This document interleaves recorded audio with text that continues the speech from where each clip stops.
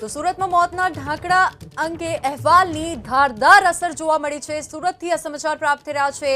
સુરતમાં મોતના ઢાંકણાના અંગે અહેવાલની ધારદાર અસર જોવા મળી છે। એબીપી અસ્મિતાના અહેવાલ બાદ પ્રશાસન દોડતું થયું છે, પ્રશાસન પણ હરકતમાં આવ્યું છે। વરસાદનો સમય છે અને ચોમાસાના સમયમાં જો આવી સ્થિતિ થતી હોય છે તો જે થકી સ્થાનિકોની જે છે તે સ્થાનિકોને હાલાકી થઈ શકે છે અને સુરતમાં એબીપી અસ્મિતાના અહેવાલની અસર જોવા મળી છે। અત્યારે બિલ્લીમોરામાં ગટરમાં ગરકાવ થવાથી 3 વર્ષીય બાળકીનું મોત થયું હતું, ત્યારે એબીપી અસ્મિતાએ અઠવા ગેટ વિસ્તારમાં એ જ પ્રકારના ખાડા બતાવ્યા હતા।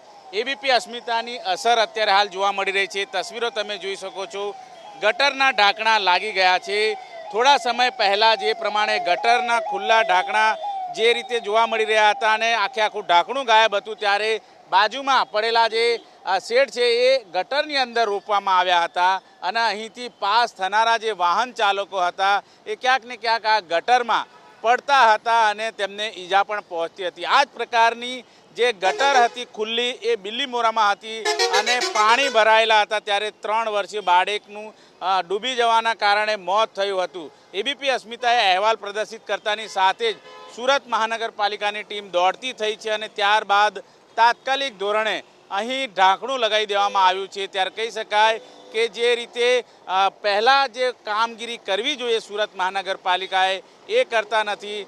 પાળા જે પ્રમાણે કહી શકાય કે જે સુરત શહેરના અલગ અલગ વિસ્તારોની અંદર જે અલગ અલગ ઢાંકણાઓ છે તૂટેલી અવસ્થામાં છે, ત્યારે એ જોવાની તાતી જરૂરિયાત છે। આ જ પ્રકારે તૂટેલા ઢાંકણા સુરતના અઠવા વિસ્તારમાં પણ જોવા મળી રહ્યા છે।